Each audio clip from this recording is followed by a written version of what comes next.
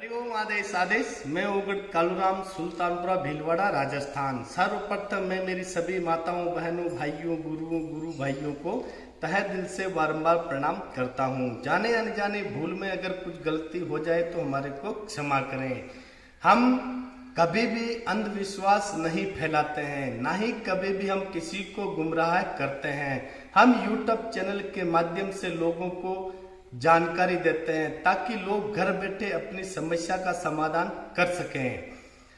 हमारे YouTube channel के जो भी टोने टोटके, यंत्र तंत्र मंत्र, जो भी आप कोई भी भगत अगर करना चाहते हो तो ध्यान से करें। अगर आप कोई हमारे यूट्यूब चैनल के टोने टोटके, तंत्र मंत्र, यंत्र करते हो, अगर उसमें आपको कोई लाभ या हानि होगी तो उसका जिम्मेदार आप स्वयं खुद होंगे, हमारा कोई भी जिम्मेदारी नहीं है। तो यूट्यूब चैनल के टोने टोटके को ध्यान से करें, ना समझ में आए तो किसी का परामर्श अवश्य लें।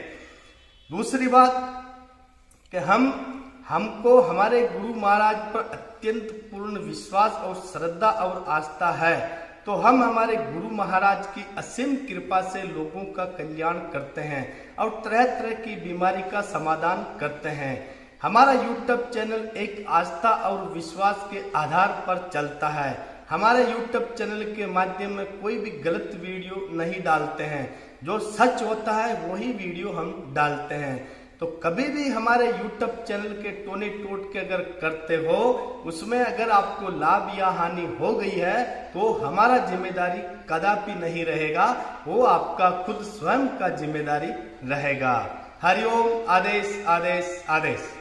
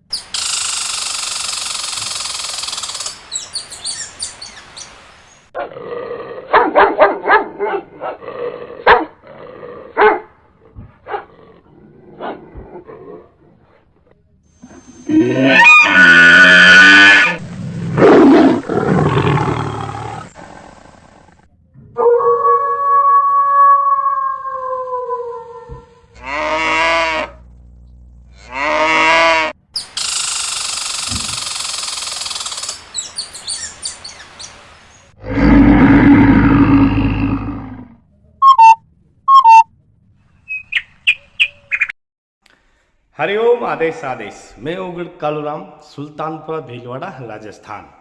सर्वप्रथम मैं मेरी सभी माताओं, बहनों, भाइयों, गुरुओं, गुरु भाइयों को तहे दिल से बारंबार प्रणाम करता हूँ। जाने अनजाने भूल में अगर कुछ गलती हो जाए तो हमारे को क्षमा करें। आज हम आपको बताएंगे कि एक ही साथ में तीनों देवी देवताओं की कृपा कैसे प्राप्त की जाती है। महाकाल बाबा की, महाकाली की और काल भैरव बाबा की। तो मेरी वीडियो को जरा ध्यान से देखिए और ध्यान से समझिए और सुनिए, फिर उसके बाद में ही आप ये सिद्धि कीजिए। आपको जीवन में हर तरह की सफलता प्राप्त होगी और ये तीनों देवी देवताओं की कृपा सदैव आपके साथ में रहेगी। उससे पहले मैं एक बात और आपको बोलना चाहता हूँ।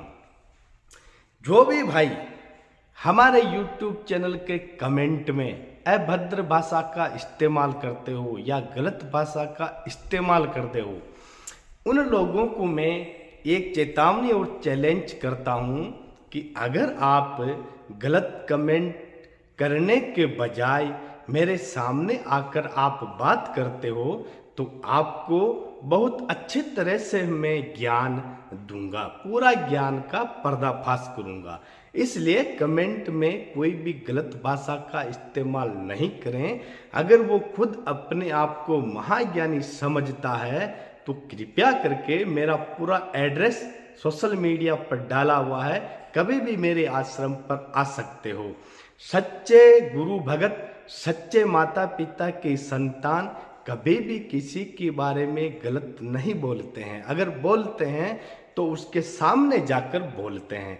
इसलिए भाइयों, अपने गुरु महाराज का और अपने माता पिता का नाम खराब मत करो। अगर हाँ उस भगत से, उस बाबा से अगर आपको कोई एलर्जी है तो उसके समक्ष जाकर पेश हो जाओ, फिर अपने आप आपको पूरी फिल्म बता देगा।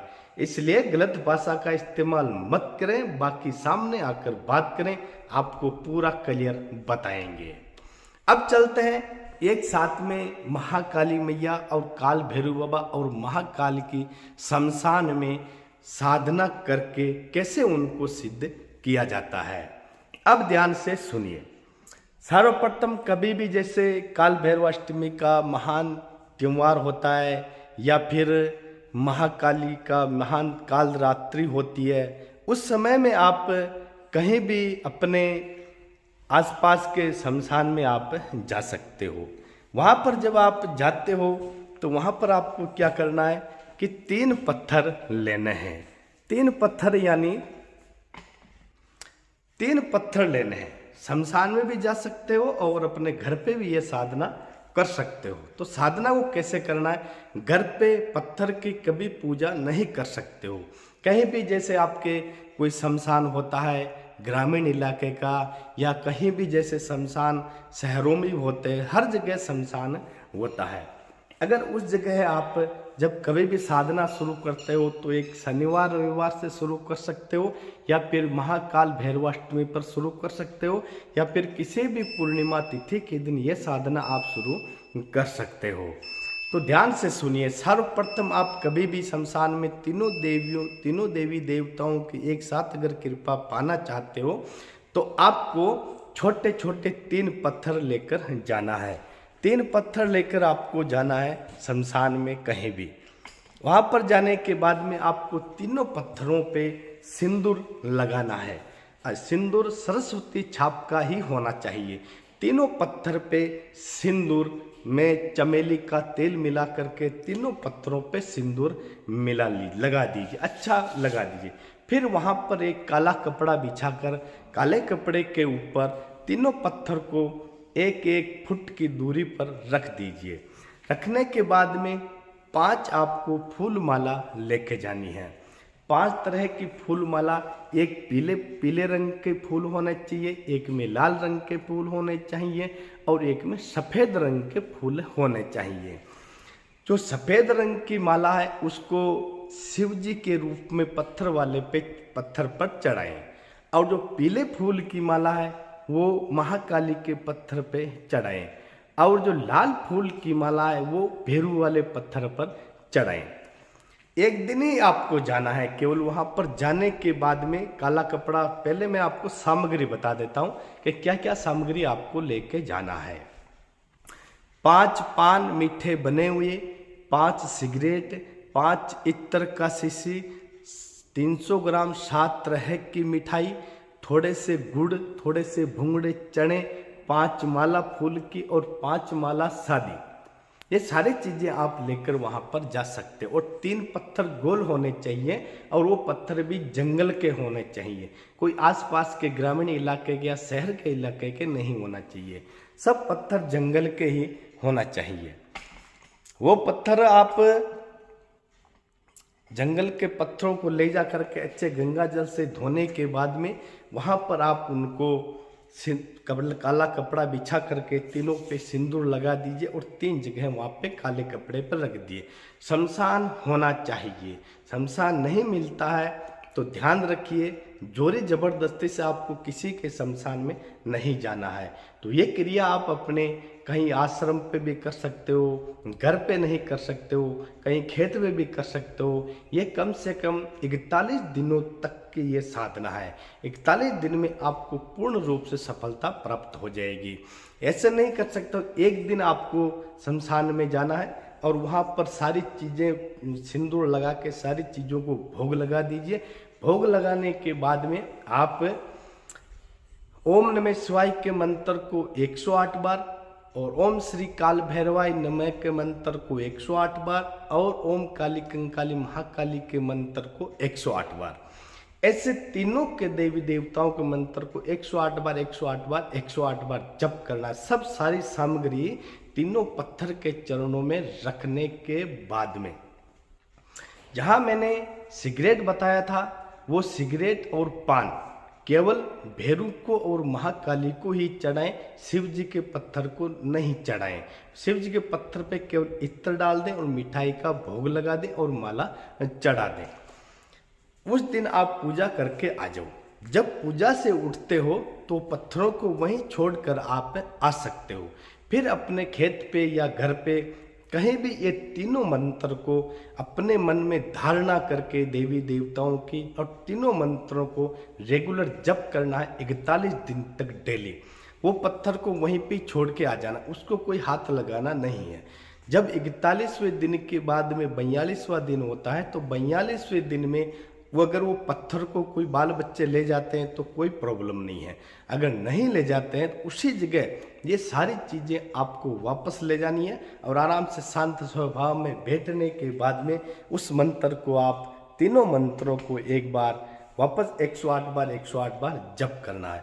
अगर वहाँ पर आप हवन क्रिया कर सकते हो तो बढ़िया, नहीं कर सकते हो तो कोई बात नहीं। अपने जहाँ पे आपने साधना शुरू की है वहीं पे भी आप हवन क्रिया कर सकते हो। गूगल और लोबान ये अवश्य हवन क्रिया में ले जाएं, ताकि धूप करने में और हवन करने में गूगल और लोबान मिला करके आहुति अवश्य दें, क्योंकि आहुति के बिना मंत्र अधूरा रहता है। वापस बता देता हूँ, एक बार ध्यान से सुनिए।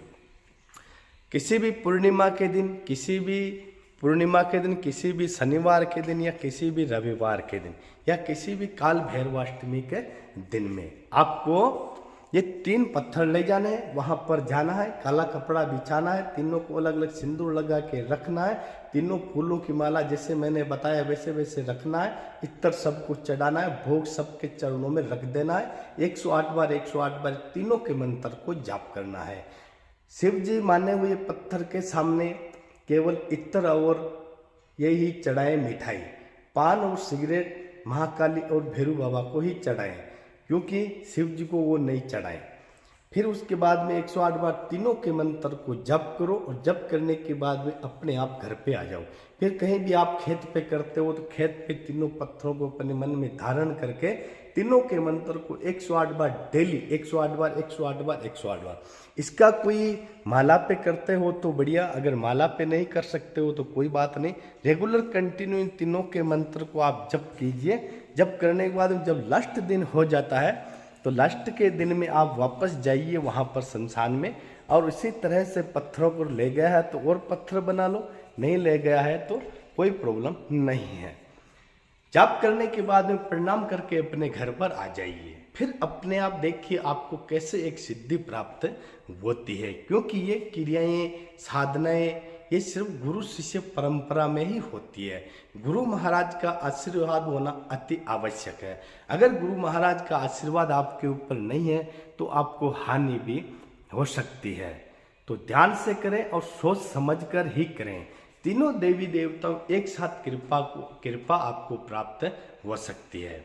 तो हरिओम आदेश। सभी भाई खुश रहो हमेशा हमेशा।